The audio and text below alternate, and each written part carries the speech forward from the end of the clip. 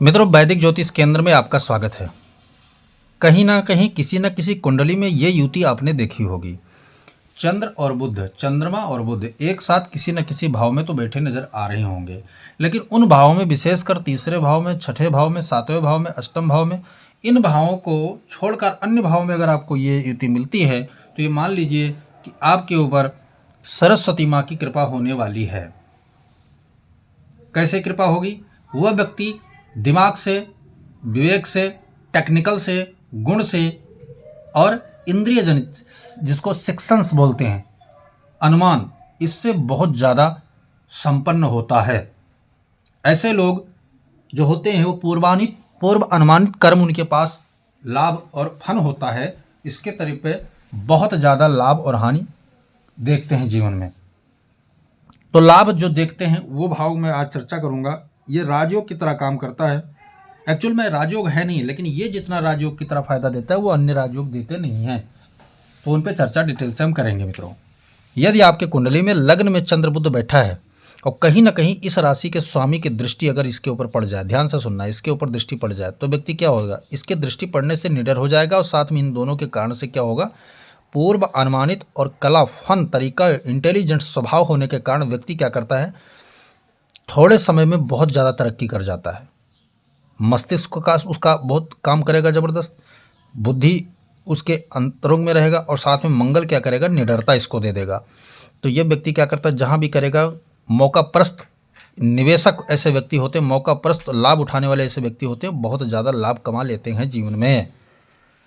दूसरे घर की बात करो तो चंद्रमा यहाँ उच्च का है, बुध यहाँ मित्र राशि में है। दोनों वैसे दोनों ही मिल गए तो दोनों ही मिलकर के जो है धन के मामले में, विशेषकर धन से धन बनाने की जो क्रिया होती है वो इनको बहुत अच्छी तरीके से आता है। ऐसे व्यक्ति क्या करते हैं? 100 परिवार या 50 परिवार का सदस्य, पूरा परिवार संयुक्त परिवार है तो उनमें से ये व्यक्ति क्या करेगा? सबका पालनहार बन जाता है। कई बार ऐसा तरक्की कर जाता है जीवन में। व्यक्ति का विवेक बहुत आगे बढ़ा चढ़ा रहेगा और इंद्रियजन्य यानी सेक्शंस इसका बहुत काम करेगा ज़बरदस्त। और मन का कारक चंद्रमा है तो मन इसका क्या करेगा? हमेशा तरक्की के मार्ग पे ही जाता रहे। यानी कि 10 रुपये भी आगे तो ये संतुष्ट नहीं होगा, ये पैसे को पैसे बनाने का क्रिया इसको जीवन में आती रहेगी। वाणी का अच्छा प्रयोग करेगा, प्रभावी वाणी इसकी रहने वाली है। तो यहाँ पर राजयोग क्या करेगा? बहुत ज़्यादा तरक्की देता है। चतुर्थ भाव की बात करूँ, ये क्या करेगा? स्त्रियों से आशीर्वाद इसको जीवन में मिलता रहेगा, महिलाओं का प्रिय होगा ये व्यक्ति, और अपनी चातुर्य, अपनी बौद्धि और अपनी सुंदरता के कारण क्या करेगा? सुख सुविधा संपन्न जीवन, ऐशो आराम ये भोग करेगा। लेकिन यहाँ पर थोड़ा सा ये है, व्यक्ति कामी प्रवृत्ति का भी हो जाता है तो कई बार क्या होता है कि आलसंग उसको घेर लेता है। लेकिन कहीं ना कहीं चंद्रमा अगर और ज़्यादा स्थिति में इसको बुध के ऊपर या बुध चंद्रमा के ऊपर, दोनों में अगर कॉम्बिनेशन अच्छा रहा, अंश बल में ज़्यादा डिफरेंसेस नहीं होना चाहिए इनमें। एक खास बात है, अगर डिफरेंस ज़्यादा हो जाएगा तो चंद्रमा अकेला पड़ जाएगा, बुध अकेला पड़ जाएगा। लेकिन ज़्यादा डिफरेंसेस नहीं है, 10 अंश से ज़्यादा डिफरेंस नहीं होना चाहिए। अगर इन दोनों का है तो ये राजयोग क्या करेगा? दोनों ग्रह ही क्या करेगा? सारे सुख सुविधा संपन्न जीवन इसको दे देंगे। लेकिन अगर गुरु की दृष्टि इन राशियों पर पड़ जाए, कहीं पर गुरु की दृष्टि अगर इन राशियों पर पड़ जाएगा तो डिफरेंसेस भी कोई मायने नहीं रखेगा। वो राजयोग क्या करेगा? 100% लाभ देने वाला हो जाएगा। व्यक्ति अपने द्वारा क्या करेगा? भले ही उसके परिवार में गाड़ियाँ परंपराओं में न रही हों, 2-3 पीढ़ी तक गाड़ी नहीं रही, लेकिन इसके गाड़ियों की क्या करे? कलेक्शन लगेगा। बहुत सुख सुविधा संपन्न जीवन, मकान कई बनेंगे, फ्लैटों पर रहने वाला आदमी होगा, शहर में कई फ्लैट इसके होंगे, बहुत ज़्यादा लाभ करने वाला होता है। पंचम भाव की बात करो तो शिक्षा से धनी, सरस्वती की अपार कृपा ऐसे व्यक्तियों पर होता है। खासकर कंपटीशनल जॉब, इंटरव्यू आदि क्षेत्र में बहुत ज़बरदस्त सफलता पाते हैं ऐसे लोग। संतान भी, पिता की तरह संतान भी बहुत ज़्यादा बुद्धिमान होते हैं, क्योंकि ये पीढ़ी दर पीढ़ी ट्रांसफ़र करने वाले ग्रह भी माने जाते हैं। छठे घर में बात करें, छठे घर में यहाँ पर चंद्रमा और बुध अगर दोनों बैठते हैं तो क्या करेंगे कि पर्टिकुलर क्षेत्र में आपको लाभ दे सकते हैं। जैसे जिस तरफ ज़्यादा झुकाव होगा, चंद्रमा मन का कारक है, बुध बुद्धि का कारक है। बुद्धि कहाँ किसको ले जाती है, मन कहाँ ले जाता है, इन पर डिफरेंस करेगा अंश बल की स्थितियों पर। यहाँ बुध उच्च का है, चंद्रमा क्या है? बुध को मित्र मानता है, बुध जो है चंद्रमा को शत्रु मानता है, ऐसा लोगों का मानना है। तो यहाँ पर थोड़ा असमंजस वाली स्थिति रहेगी। लेकिन व्यक्ति क्या करेगा? कर्ज लेकर और अपनी तरक्की निर्धारित करेगा। शत्रुओं से कैसे लाभ लेना है ऐसा व्यक्ति को आता है, यानी शत्रु से भी लाभ कमाने की स्थिति यहाँ पर प्रकट हो जाती है। बात कर लेते हैं भाग्य स्थान की। यहाँ बिना कुछ किए ही भाग्य का समर्थन उसको ज़बरदस्त मिलता रहेगा जीवन में। व्यक्ति विचार करेगा, क्योंकि अनुभव व्यक्ति पास ऐसा होता है कि अपूर्व अनुमानित हमें यहाँ पर लाभ होगा, हम निवेश कर देंगे। 10 आदमी वहाँ पर निवेश छोड़ के जा रहे हैं, लेकिन उसी जगह पर व्यक्ति निवेश करके लाखों करोड़ों की संपत्ति अर्जित करता है। ये भाग्य का अच्छा सपोर्ट उसको जबरदस्त यहाँ पर मिलेगा।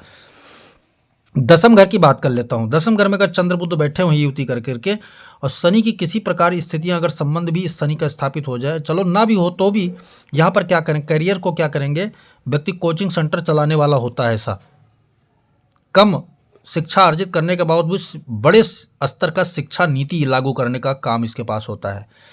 अगर सूर्य का सपोर्ट मिलता है तो इससे शिक्षा मंत्री हो जाते हैं ऐसे व्यक्ति, शिक्षा नीति बनाने वाला तरीका, इतिहासकार वगैरह हो जाते हैं, बहुत अच्छे उच्च पदों पर चले जाते हैं ऐसे व्यक्ति। लेकिन सूर्य और शनि का समर्थन नहीं भी है तो एक कम शिक्षा अर्जित करके, जैसे हमारा 10वीं पढ़ करके 12वीं क्लास के बच्चों को कोचिंग देने का काम ऐसे लोग करते हैं। यानी अपने तरफ से जो इनके पास शोध क्रिया बुद्धि है वो बहुत ज़्यादा विकास कर जाती है। ये 2 अक्षर पढ़ेंगे तो 4 अक्षर को बनाने की क्रिया इनके अंदर आती होता है, बहुत ज़बरदस्त होता है। तो यहाँ पर जो राजयोग मिलेगा वो शिक्षा से संबंधित राजयोग होगा। पूरे जीवन उससे क्या है, ये धन संपत्ति ऐश्वर्य सम्मान अर्जित करते चले जाएंगे। अभी आपको बता दूं, खान सर की कुंडली में मैंने देखा था, खान सर की कुंडली में ये योग चंद्र बुध की युति जो है लगन भाव में उनकी बन रही थी, कोचिंग सेंटर चला रहे हैं।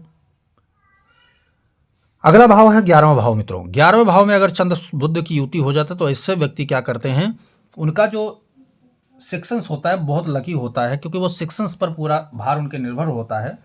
वो शेयर बाजार, और ये कोई यही नहीं है, अगर अष्टम भाव में भी अगर युति मिल जाए तो शेयर बाजार में उनको चले जाना चाहिए। बहुत ज़्यादा धन संपत्ति वो अर्जित कर लेते हैं, क्योंकि शेयर बाजार से जुड़ा हुआ ये इनकम आय का भाव है।